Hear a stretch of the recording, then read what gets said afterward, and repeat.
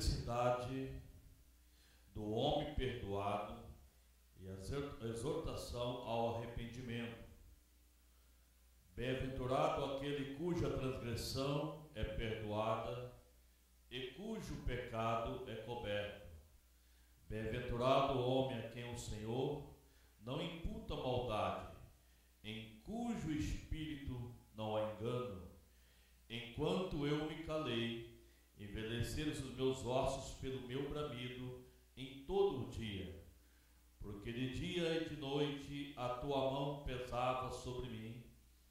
O teu humor se tornou em sequidão, o meu humor se tornou em sequidão de estio. Confessei-te o meu pecado e a minha maldade não encobri. Dizia eu: confessarei ao Senhor as minhas transgressões, e tu perdoaste a maldade do meu pecado. Pelo que todo aquele que é santo orará a ti, há tempo de poder achar, até o transbordar de muitas águas. Estas a ele não chegarão.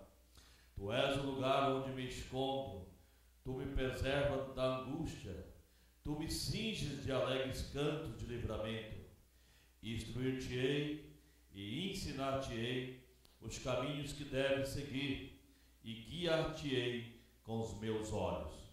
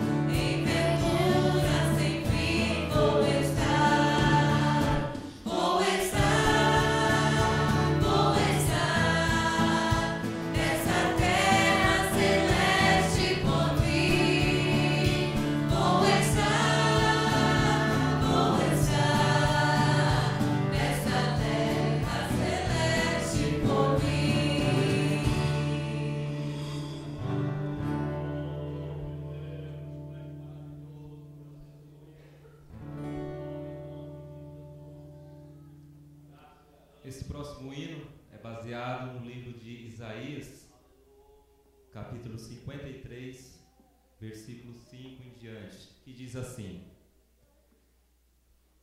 mas ele foi ferido pelas nossas transgressões, os nossos pecados, e moído pelas nossas iniquidades. O castigo que nos traz a paz estava sobre ele, e pelas suas pisaduras fomos sarados.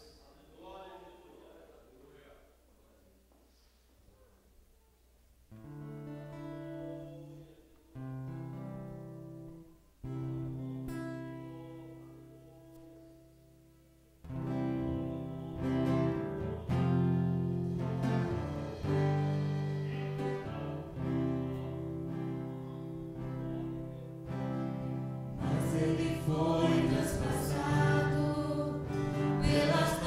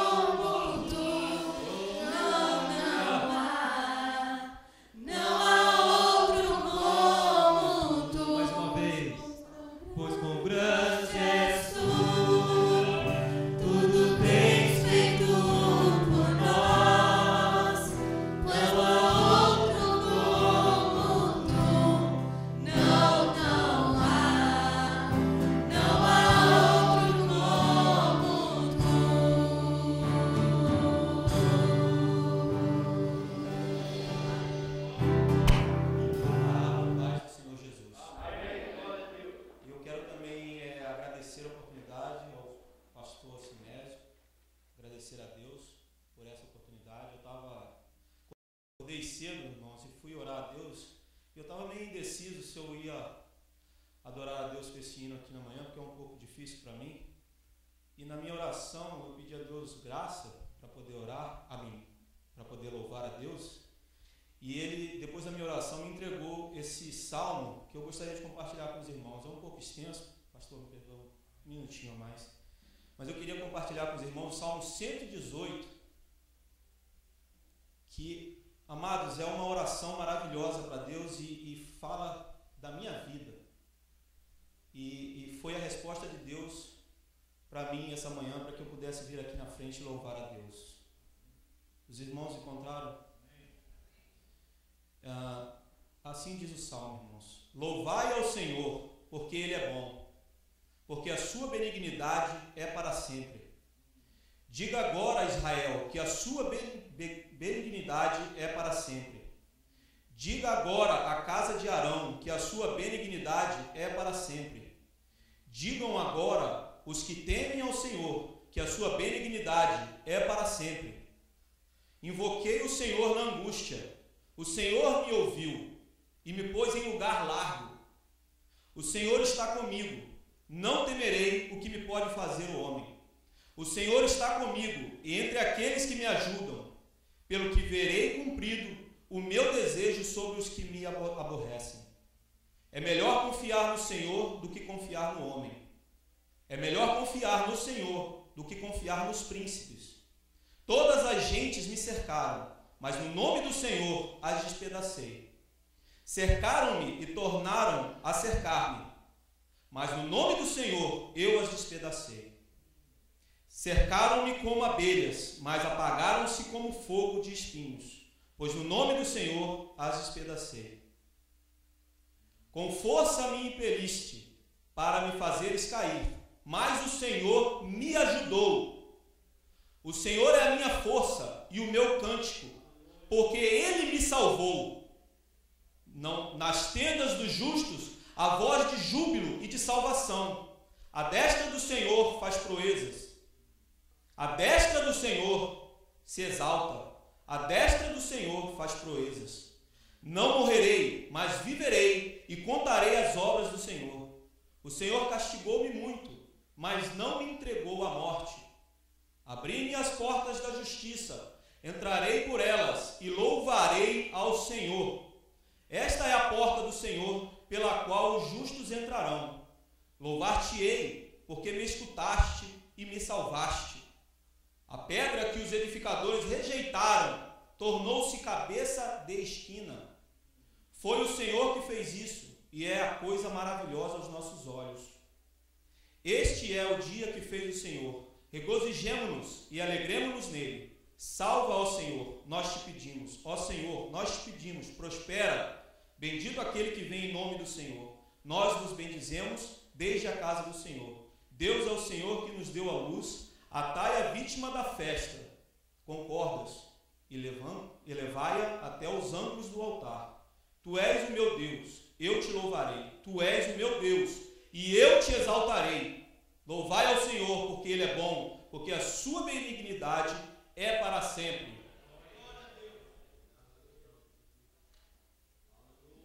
E por isso, irmãos, porque Ele me salvou e porque Ele é bom, eu louvarei o nome dEle eternamente, até os céus, quando Ele me levar. Louvado seja Deus.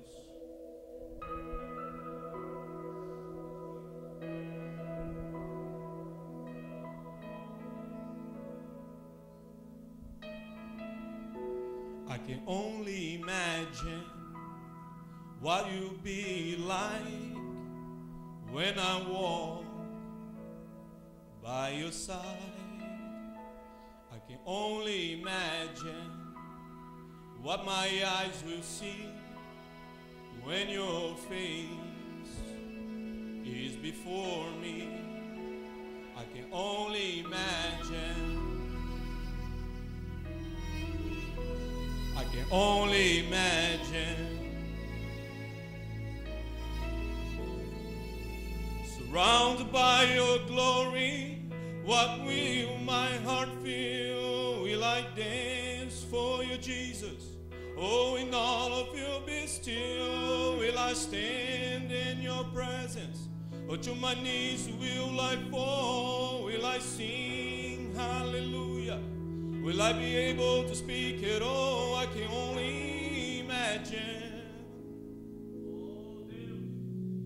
I can only imagine. I can only imagine when that day comes, when I find myself standing in the sun. I can only imagine when all I will do is forever, forever worship you. I can only imagine. I can only imagine. Surrounded by your glory, what will my heart feel? Will I dance for you, Jesus? Oh, in all of you be still. Will I stand in your presence? Or to my knees will I fall? Will I sing hallelujah? Will I be able to speak at all? I can only imagine. Yeah, I can only imagine.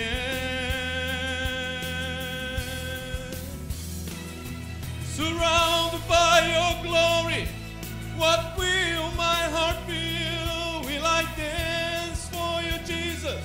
Oh, in all of you be still. Will I stand in your presence? Or to my knees will I fall? Will I sing hallelujah? Will I be able to speak at all? I can only imagine. Yeah, I can only imagine. I can only imagine. Yeah, I can only imagine. I can only imagine. Yeah, I can only imagine. Hallelujah. I can only imagine when all I will do is forever, forever worship you. I can only imagine. Louvado seja o nome santo do Senhor Jesus. Graças a Deus. Deus abençoe o irmão Robson. Glórias a Deus. A gente fica feliz de ver os irmãos a cada dia buscando mais ao Senhor. Busca o Senhor enquanto pode achar. Invoca o Senhor enquanto que está perto. Enquanto a irmã Regina louva a Deus com o hino, a gente vai estar adorando a Deus com o nosso dízimo e as nossas ofertas na casa do Senhor também. Hoje é culto Santa Ceia. Então no final vai ter o término das aulas das crianças, porque todos na igreja, o tempo para nós participarmos da ceia. Pai do Senhor, igreja. Aleluia.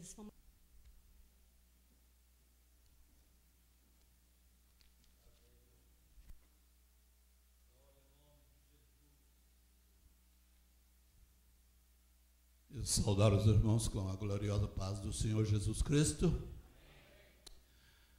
e confessar que eu devia estar bem alegre de estar aqui na frente, porque é um grande privilégio abrir a palavra de Deus e falar dela.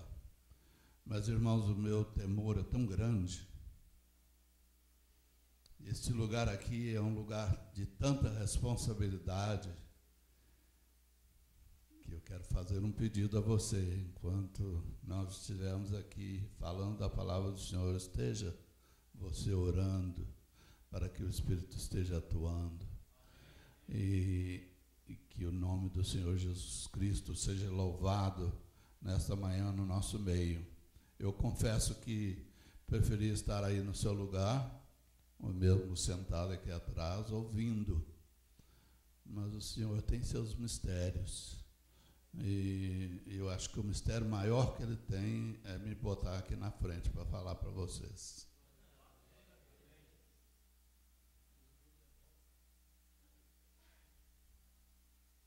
Nós hoje estamos aqui reunidos para cultuar um Senhor que, segundo a palavra de Deus, não teve por usurpação o ser igual a Deus, ou seja, ele não roubou o seu lugar, ele não forçou o seu lugar, ele era o legítimo, e continua sendo o legítimo Filho de Deus, uma das pessoas da Trindade, e por isso sendo o próprio Deus, e não tendo então por usurpação, mas por direito, ser igual a Deus. Ele deixou o seu céu e veio ao nosso mundo, entregou a sua vida depois de sofrer as afrontas para que nós hoje pudéssemos ter vida. E eu estou aqui para cultuar esse Senhor maravilhoso. E eu espero que você também esteja. E o nosso convite é que juntos vamos levantar o nome desse Senhor tão maravilhoso, que é o Senhor Jesus Cristo. Nós tivemos o privilégio de estar na casa do nosso irmão Robson na sexta-feira, e o nosso irmão Ney, evangelista Ney, foi o preletor que nos trouxe a palavra do Senhor ali, e ele leu na carta de Paulo a Tito, capítulo 2, verso 11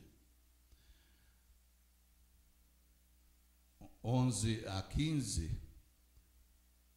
Irmãos, nós vamos repetir esta leitura hoje. Então eu queria que você abrisse a sua Bíblia na carta do apóstolo Paulo ao Tito, logo antes de Hebreus, logo depois de Timóteo, bem pequenininha, às vezes difícil de achar, mas uma mensagem maravilhosa que Paulo tem para nós através da carta que ele escreveu ao seu companheiro, ao seu discípulo. E por que nós estamos, vamos nos colocar de pé para lermos a palavra do Senhor. E por que nós estamos hoje comemorando o fato maravilhoso do nosso Senhor Jesus Cristo ali na cruz do Calvário? E quando eu digo comemorar, eu me restringo um pouco, porque não se comemora a morte de alguém, mas quando essa morte traz tanto benefício, nós podemos dizer, né, irmãos, estamos comemorando aquele feito maravilhoso do Senhor. Nada mais apropriado do que falar sobre graça nesta manhã, desde que o Senhor Jesus Cristo veio por graça para nos remir da nossa vã maneira de viver e nos trazer para o reino da sua maravilhosa luz. Vamos ler capítulo 2 da carta de Paulo a Tito, verso 11 até o 15.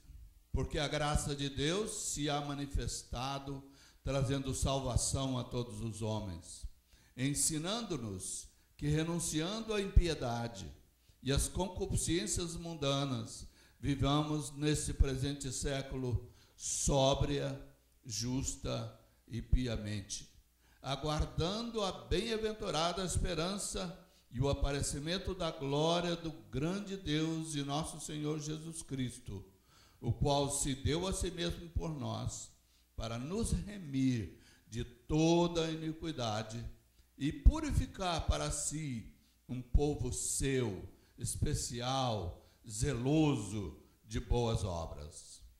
Fala disto e exorta e repreende com toda a autoridade. Ninguém te despreze. Senhor, estamos na tua presença nesse momento. De nós mesmos, Senhor, nada temos, mas queremos nos colocar nas tuas mãos. E como foi pedido nesta manhã, que o teu Santo Espírito, Senhor, tenha o seu lugar no nosso meio e falando através dessas palavras, possa atingir os nossos corações, os corações daqueles que necessitam ouvir a tua mensagem nesta manhã, os corações daqueles que ainda não se apropriaram da tua graça. E nós, Senhor, vamos estar aqui para louvar o teu santo nome, glorificar-te, porque só tu mereces. Oramos no nome do Senhor Jesus. Amém. Podemos assentar. Eu queria rapidamente pedir licença ao pastor Sinésio para explicar um pouquinho e rapidamente, sem entrar em muito detalhe na palavra de Deus, a respeito da sequência da segunda vinda do nosso Senhor Jesus Cristo, assunto que traz alguma polêmica, mas muita confusão e muita dúvida. Há pouco tempo, que se chama nosso irmão, Harold Camping, o presidente da extinta Family Radio, ele previu que o Senhor Jesus Cristo estaria voltando dia 21 de outubro. E eu fiquei muito feliz que, se Jesus voltasse no dia 21, eu estava voando do Brasil para cá e eu já ia estar lá em cima nas nuvens e não ia dar nem trabalho para os anjos para chegar perto. Mas o Senhor Jesus não voltou. Mas o que Harold Camping estava dizendo é que quando Jesus viesse, o mundo ia acabar. O mundo ia entrar em colapso, ia começar a ser destruído, e pessoas estavam aí apavoradas e gastaram muito dinheiro, adeptos dele, para fazer propagandas e chamar outros para subir juntos. Irmãos, o mundo não vai acabar quando o Senhor Jesus Cristo vier buscar a sua igreja. A segunda vinda do Senhor Jesus Cristo vai ser um período, e ela tem vários andamentos nessa segunda vinda. O que vai acontecer na primeira coisa é que o Senhor Jesus Cristo virá, segundo a palavra de Deus. E eu preferia ler para você não precisa abrir a sua Bíblia, porque nós não queremos gastar muito tempo, queremos hoje só adorar o Senhor Jesus Cristo que nos deu a vida. Mas eu vou ler rapidamente para você.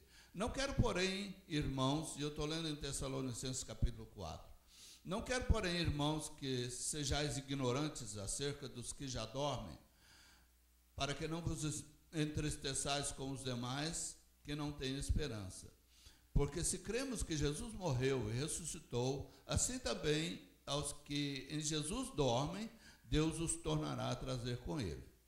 Dizemos, pois, isto pela palavra do Senhor, que nós, os que ficarmos vivos para a vinda do Senhor, não precederemos os que dormem. Porque o mesmo Senhor descerá do céu com alarido, e com voz de arcanjo, e com trombeta de Deus, e os que morreram em Cristo ressuscitarão primeiro. Depois nós, Paulo falando, os que ficarmos vivos, seremos arrebatados juntamente com eles nas nuvens, a encontrar o Senhor nos ares, e assim estaremos sempre com o Senhor. Então os irmãos notaram que na segunda vinda de Jesus Cristo, na primeira etapa, Jesus não vem a esse mundo.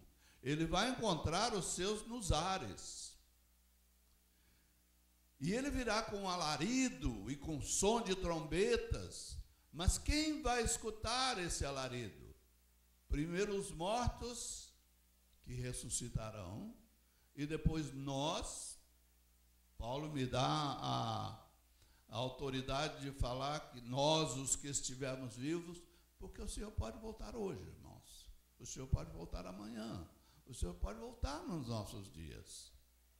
Então nós, os que estivermos vivos, vamos ouvir o som da trombeta, o alarido de grandes vozes de anjos, e vamos também ser arrebatados e subir para encontrarmos com os irmãos que já morreram e juntos nos encontrarmos com o Senhor. Vai ser maravilhoso, eu sei que vai. Eu sei que vai. Depois desse encontro, o Senhor vai nos levar para um lugar onde a Bíblia não especifica, mas que a Bíblia chama de o tribunal de Cristo. O crente já foi julgado aqui na cruz do Senhor. Nós não temos que ser mais julgados pelos pecados que nós fizemos. Nós já somos salvos. Nós já temos somos uma nova criatura. E não temos que ser, então, julgados com o mundo. Mas o Senhor nos levará para este tribunal, onde nós lemos em 2 Coríntios capítulo 5, verso 10. Porque todos devemos comparecer ante o tribunal de Cristo, para que cada um receba o que tiver feito por meio do corpo, bem ou mal. Esse bem ou mal aqui, irmãos, é algo que nós não sabemos explicar muito, mas eu creio que naquilo que eu não fui muito bem, aquilo que eu não correspondi em relação ao que o Senhor Jesus queria comigo, eu creio que Ele vai talvez me dar uma repreensão, ou tirar algum ponto, ou alguma pedrinha da minha coroa, se é que eu vou ter alguma. Mas nós vamos estar ali no tribunal de Cristo para recebermos os nossos galardões. O que nós fizemos aqui para o Senhor, Ele vai dizer a nós: aqui está a sua recompensa. Você trabalhou para mim, você fez, você ganhou almas, você ajudou, você fez o que o crente tem que fazer aqui na terra. Tanta coisa nós temos que fazer, né? E o Senhor vai nos galardoar. E a Bíblia diz que nós vamos pegar esse galardão, essas coroas, seja o que for, e vamos colocar aos pés do Senhor Jesus Cristo e dizer: a Ti é dar toda a honra, porque nós, se fizemos alguma coisa, foi o Senhor que nos deu o privilégio de fazer.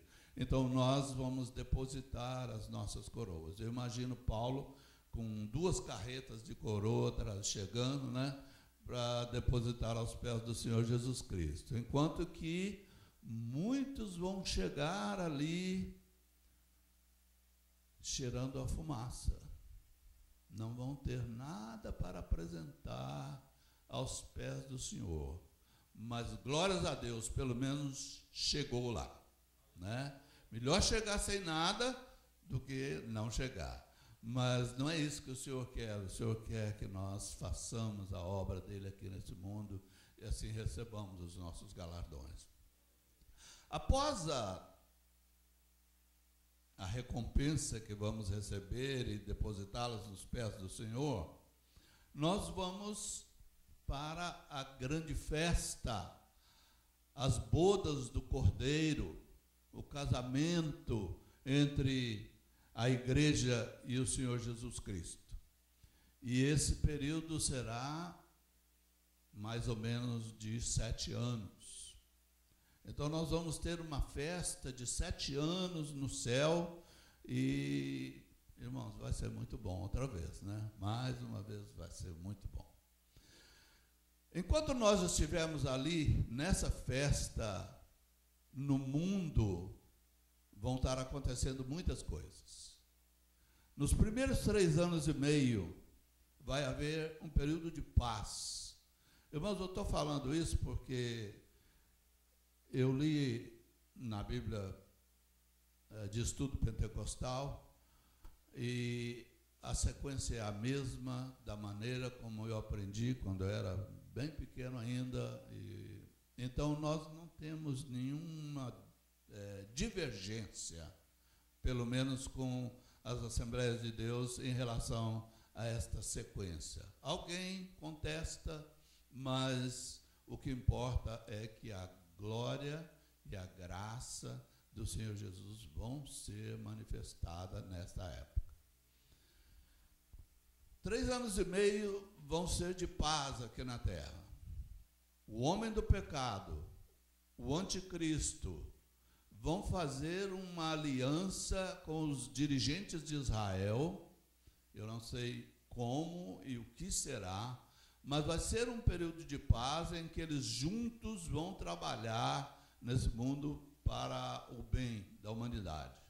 Mas nesse período de 3 anos e meio, o homem do pecado e o anticristo vão ganhar poder.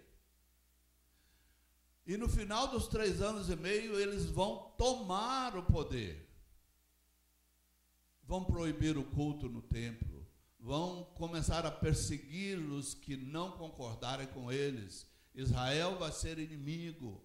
E todos aqueles que, porventura, estão aqui hoje, que espero que não estejam, que não seja o caso, que não subiram com a igreja, mas que conhecem a palavra de Deus e que não concordarem com esses novos dirigentes, vão provavelmente se rebelar e serão também perseguidos. E aí então começa, irmãos, o período da grande tribulação, onde os crentes vão ser reprimidos, vão ser mortos, vão ser de todas as maneiras castigados por não concordarem com as ideias do homem do pecado, do anticristo, da besta, do falso profeta e de Satanás.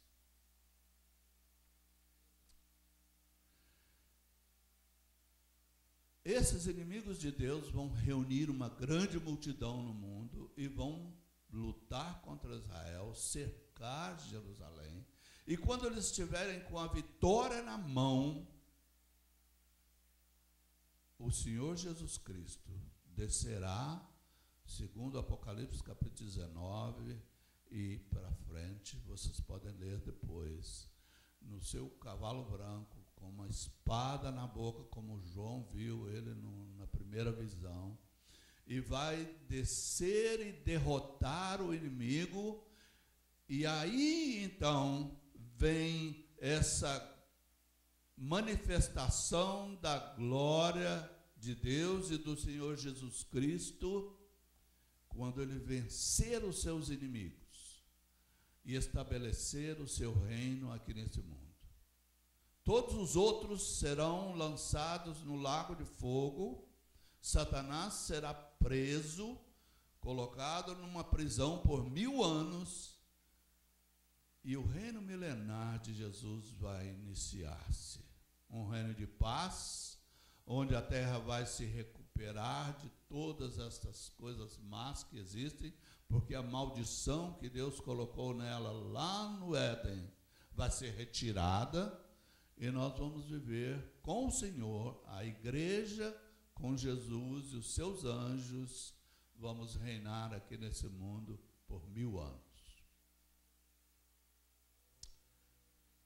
No fim de 1000 anos, Satanás será solto, eu não quero entrar em muito mais detalhe, para não demorar muito, mas Satanás vai reunir uma grande multidão para pelejar contra as hostes celestes, e desce fogo do céu, e ele será derrotado, e será lançado na fornalha de fogo para todo sempre. E aí então haverá o grande trono branco, onde os que não foram salvos, os que não se apropriaram da graça, vão ouvir do Senhor a sentença. E essa sentença vai ser muito triste. Eles serão também castigados pelo resto, pela eternidade, diz a palavra de Deus. E a gente não gosta de pensar muito nisso, né? E nem precisamos pensar, porque nós somos salvos e vamos reinar em alegria com o Senhor nos novos céus e nova terra, a nova Jerusalém, que o Senhor está preparando para nós. Irmãos, a sequência é mais ou menos essa. A palavra de Deus nos dá base para crer nisso. E é por isso que eu, então, pedindo licença ao nosso irmão Ney, porque ele já falou sobre esse assunto na casa do irmão Robson, mas como a palavra de Deus é sempre nova para nós, né? Eu creio que mesmo nós que estávamos ali, vamos ouvir um pouco mais daquilo que o Senhor tem para nós nessa noite, nessa manhã. Tito, capítulo 2, verso 11, né, a 15, é a base da nossa mensagem hoje. E nós não vamos voltar muito a ela, porque, na verdade, a graça do Senhor foi manifestada e a glória do Senhor vai ser manifestada, e nós estamos aqui para pensar um pouquinho nesse aspecto. Eu gostaria de voltar à criação, quando Deus decide construir o universo, e Ele coloca a terra em perspectiva, e tudo que Ele fez era perfeito, mas a terra, de uma maneira especial, Ele colocou o oxigênio, Ele colocou água, Ele colocou condição de vida nessa terra, e a terra era diferente, como ainda é, da maioria dos planetas, milhares, bilhões de planetas criados. E eu poderia dizer uma terra perfeita. Nessa terra perfeita, Deus plantou um jardim perfeito. E nesse jardim perfeito, Ele construiu a maior obra da sua mão, o homem. Um homem perfeito, colocado no jardim perfeito, numa terra perfeita. E a Bíblia diz que Deus, depois de fazer o homem e fazer a mulher, Ele vinha diariamente à terra, na viração do dia, nós não sabemos que hora seria essa, mas Ele vinha para ter comunhão, para interagir com a sua criação. E nós lemos lá no capítulo 3 que Ele tinha prazer em estar ali naquele jardim, vendo a sua criação e a sua criatura. E a palavra de Deus nos diz que Ele olhou tudo o que fez e viu que era tudo muito bom. E Ele conversava com Adão. Ele tinha diálogo com a sua criatura. Mas veio o inimigo e pisou, esmagou, derrubou, estragou a criação de Deus. Sem entrar em muito detalhe, Deus amaldiçoou a terra, amaldiçoou a serpente, amaldiçoou Eva, amaldiçoou Adão. E a sua sentença foi terrível. E Ele fechou o jardim e determinou que o homem morreria, porque agora já não podia mais comer da árvore da vida e por isso não viveria eternamente. Porque Ele colocou anjos na porta do jardim para guardar, para que o homem não viesse e comesse e continuasse a viver. A sentença era que nós somos pó e para o pó voltaríamos.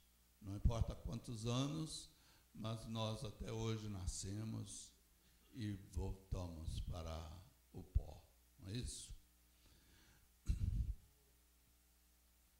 Deus perdeu o contato com o homem, já não se encontrava mais com Adão. E a primeira tentativa de Deus para encontrar-se com a sua criatura novamente aconteceu quando, do dilúvio, ele salvou Noé e sua família. Não deu certo. A segunda tentativa foi com Abraão. E ele disse: eu vou fazer de você uma grande nação, vou abençoar grandemente a tua semente, em ti serão benditas todas as famílias da terra.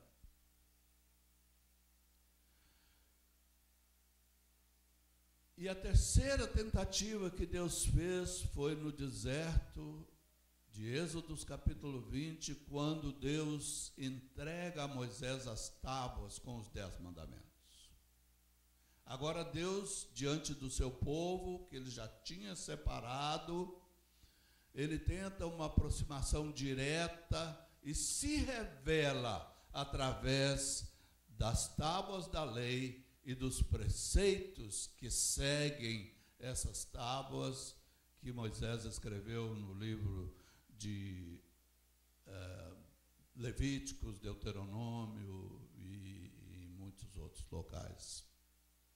Deus se revelou e disse: eu sou o que sou, eu sou um Deus terrível, um Deus justo, um Deus que não comunga com o pecado, e através desse conhecimento que vocês têm de mim hoje, eu quero que vocês andem na minha presença em perfeição.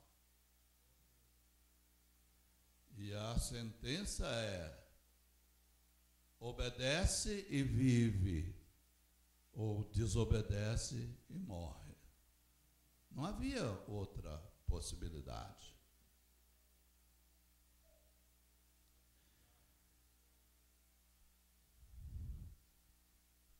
Entrando agora no nosso trecho principal, a nossa meditação, nós vemos que o Senhor, através da lei dada aos seus filhos, os judeus, estava esmagando o povo.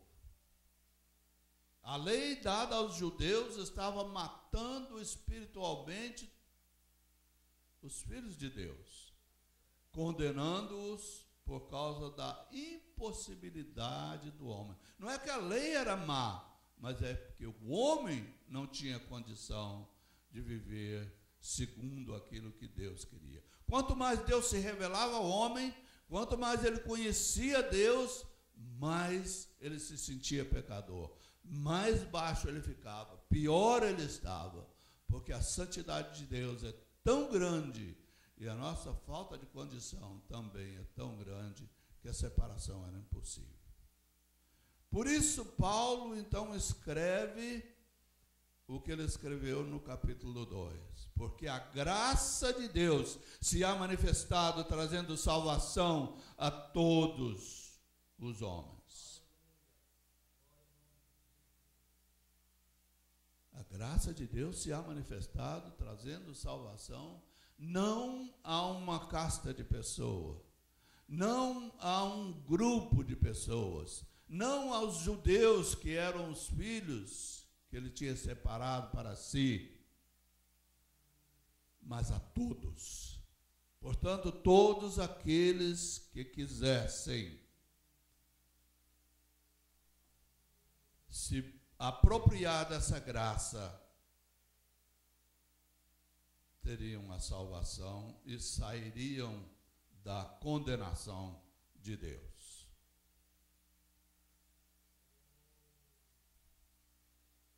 João 3,16, nós podemos comparar isso quando o próprio Senhor Jesus Cristo, porque Deus amou o mundo de tal maneira que deu o seu Filho unigênito para que todo aquele que nele crê não pereça.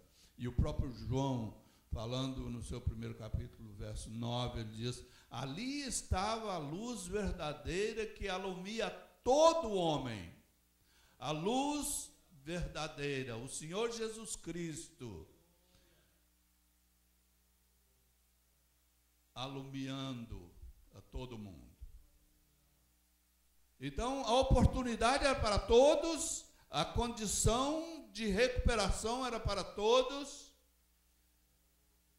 e a única coisa que se teria que fazer era se apropriar dessa graça salvadora que foi revelada na vinda do Senhor Jesus Cristo, trazendo salvação a todos os homens.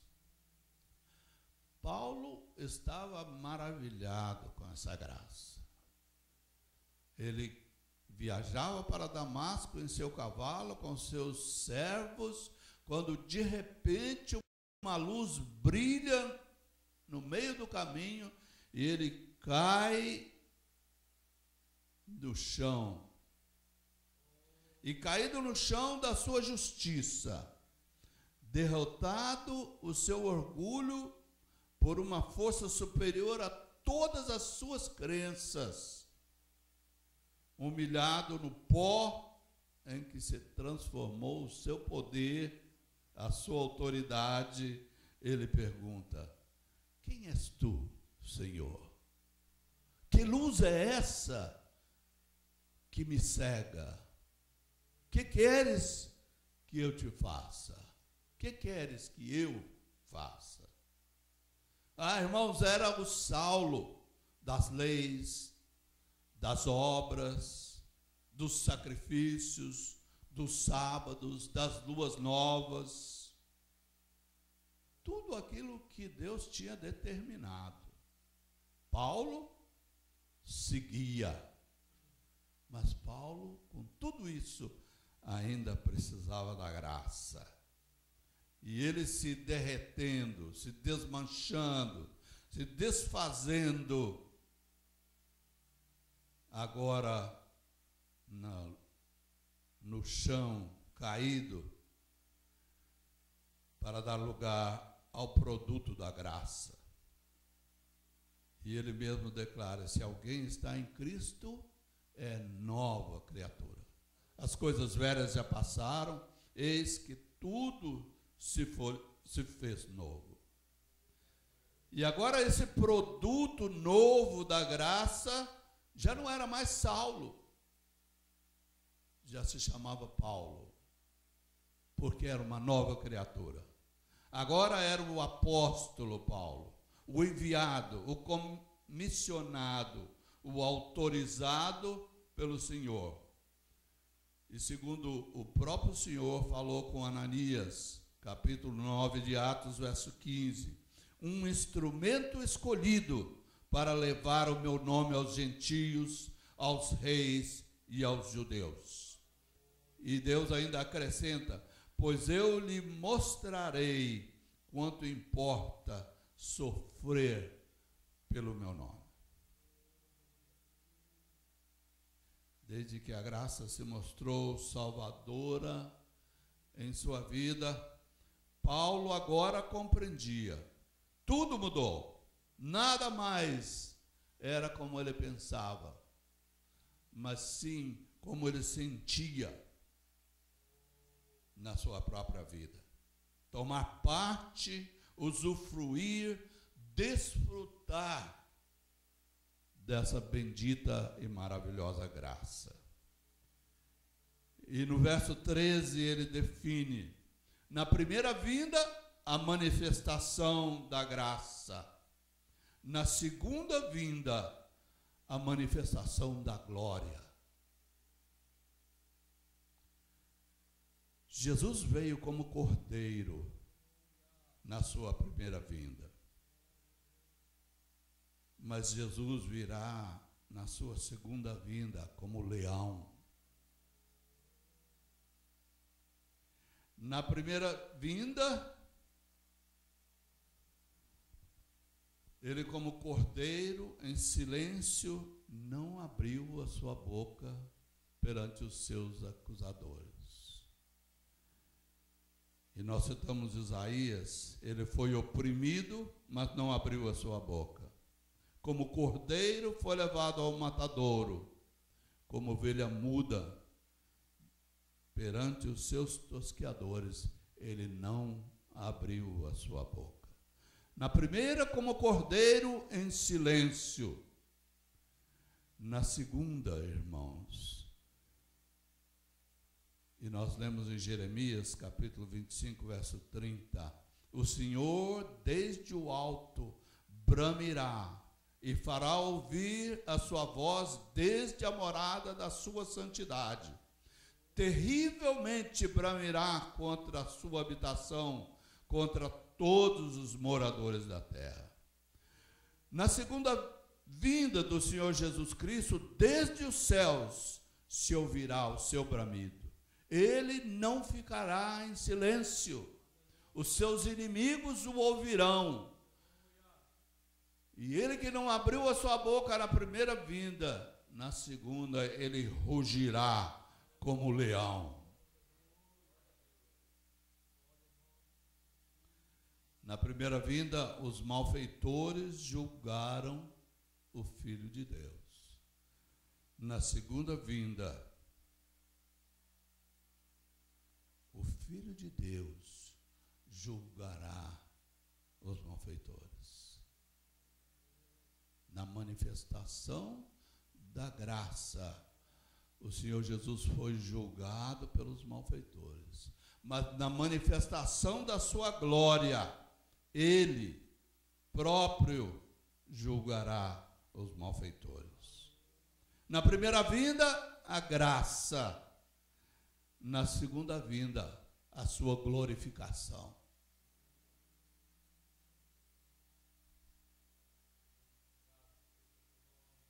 Irmãos, a graça de Deus sempre esteve presente no nosso mundo.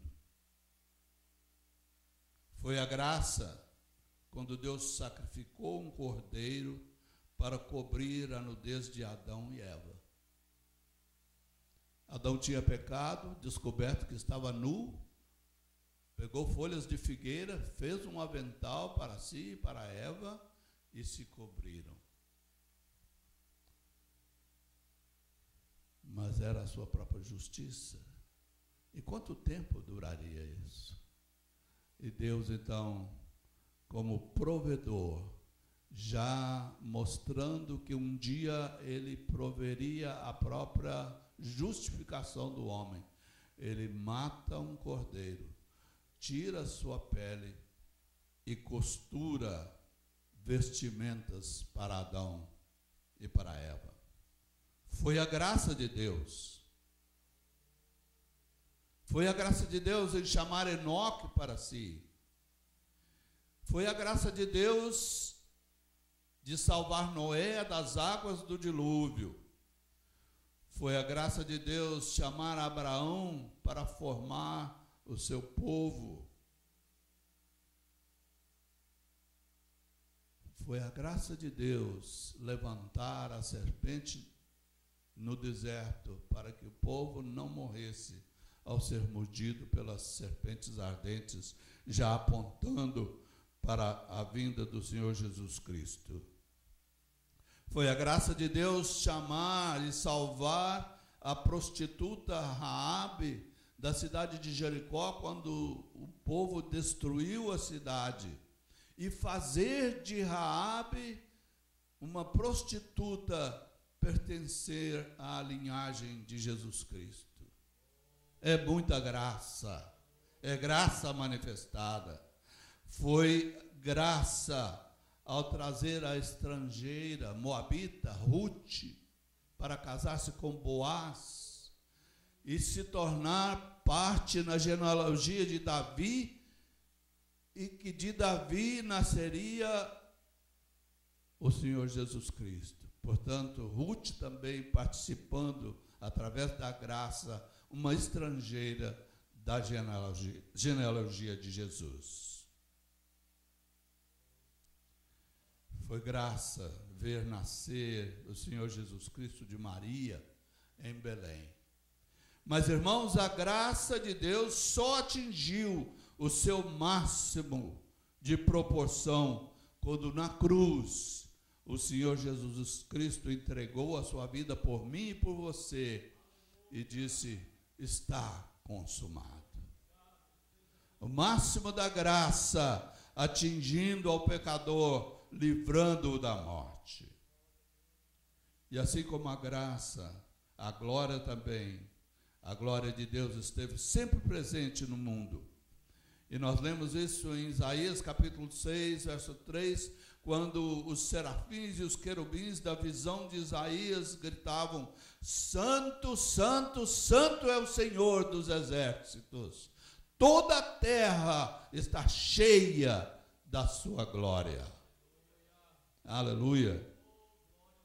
Foi a glória do Senhor, irmãos, na sarça ardente, na nuvem e na coluna de fogo no deserto, na dedicação do templo de Salomão, onde a fumaça enchia o templo e o clarão era tanto que os próprios sacerdotes tiveram que sair do templo e não podiam entrar.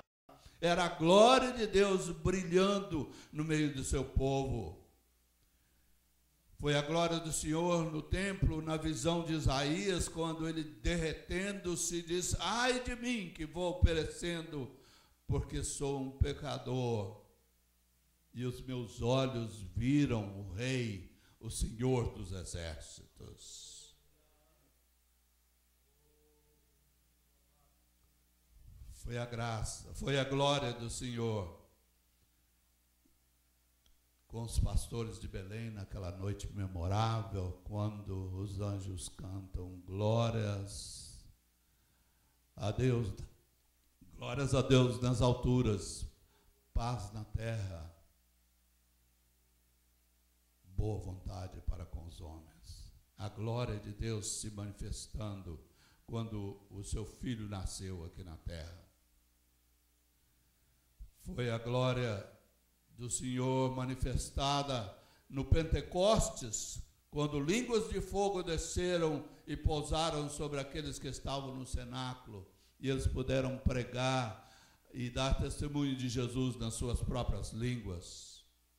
Foi a glória do Senhor no caminho de Damasco, julgando Paulo no chão da sua justiça, para que ele também fosse salvo. Foi a glória do Senhor no monte da transfiguração, no brilho divino de Jesus, quando João, Pedro e Tiago disseram: melhor ficarmos aqui, Senhor. Eles já não queriam descer, porque ali eles podiam contemplar a glória do Senhor. Mas a glória do Senhor atingirá o seu clímax, a sua total proporção, quando o Senhor descer para vencer os seus inimigos e estabelecer o seu reino aqui na terra. Ele, o vencedor, voltará para estabelecer o seu reino. Quando da primeira vinda, a graça do Senhor foi primeiramente revelada ao homem.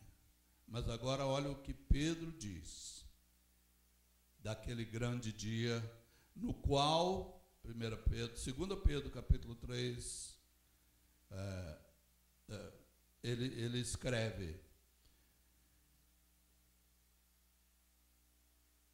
os céus passarão com grande estrondo, e os elementos abrasados se desfarão, e a terra e as coisas que nela existem serão atingidas na manifestação da glória do Senhor Jesus Cristo. Então, quando da primeira vinda, a graça foi revelada primeiro ao homem, mas agora, na segunda vinda, o universo em si, todo este universo vai refletir o resplendor, o brilho da glória do Senhor. E vai ser tremendo, irmãos, vai ser lindo, mas nós não vamos estar vendo, porque nós vamos estar junto com o Senhor, já separado desse problema. Nós vivemos nos nossos dias entre dois grandes acontecimentos: a manifestação da graça de Deus há quase ou mais de 2000 anos atrás, e a manifestação da glória de Deus que vai acontecer e que terá início com o arrebatamento da igreja, aquilo que nós explicamos no início. Irmãos, para os que se apropriam da graça, os redimidos do Senhor, será o cumprimento dos sonhos e esperança de séculos. A glorificação e a alegria sem fim com o Senhor Jesus Cristo. Mas para os que rejeitaram a graça, ou para os que continuam rejeitando a graça, porque a graça continua conosco, irmãos. A graça está aqui, mostrada nesses elementos, e ainda há tempo. Mas para aqueles que rejeitarem a graça, aqueles que não serão salvos, a manifestação da glória de Deus virá a ser o maior e o mais terrível pesadelo que se possa ter. Em termos simples, nós podemos dizer, serão pecadores nas mãos de um Deus irado. Serão pecadores nas mãos de um Deus tenebroso. E isto não será agradável. Mas a oportunidade está aí. Por que não se apropriar da graça? Ela se manifestou salvadora, trazendo a possibilidade de fugirmos de todos esses problemas e recebermos a salvação do Senhor Jesus Cristo. Basta que renuncie à impiedade, como Paulo fala, às concupiscências do mundo, para viver nesse século presente, sóbria, justa e piamente. O recado do Senhor nesta manhã para nós, irmãos, é que nós que já aceitamos o Senhor Jesus Cristo estamos seguros, mas que precisamos falar àqueles que ainda não se apropriaram dessa graça. E Paulo recomenda ao seu discípulo Tito, fala disso, exorta, repreende com toda a autoridade. Irmãos, esta é a mensagem para nós que somos crentes nesta manhã também. Falar dessa graça, divulgar essa graça e falar também da glória do Senhor Jesus Cristo que vai acontecer, mas que será triste para aqueles que não se apropriarem dessa graça. Se nesta manhã você não ainda decidiu-se a respeito da aceitação dessa graça na sua vida, ainda é tempo. O Senhor Jesus pode vir a qualquer momento, não temos nenhuma certeza da data, mas as indicações estão aí, irmãos. Os tempos estão próximos. E ainda há tempo para que você decida-se ao lado do Senhor Jesus Cristo. E se existe alguém que já aceitou essa graça, mas que está, como alguns dizem, dando um tempo para Jesus, cuidado. Cuidado, porque o Senhor pode vir. E se nós não estivermos debaixo desta graça, nós não vamos ouvir o alarido e o som da trombeta. E quem não ouvir, vai ficar aqui. Eu não sei se é a oportunidade que ainda vai se ter na grande tribulação é possível, porque depende da nossa resistência e da nossa decisão. Mas por que esperar? Por que não se apropriar da graça hoje? Por que não entregar o teu coração ao Senhor e dizer, eu aceito, Senhor, eu recebo essa graça. Que Deus nos abençoe. e que nós possamos meditar nestas palavras e trazer a nossa vida mais perto do Senhor para a sua glorificação.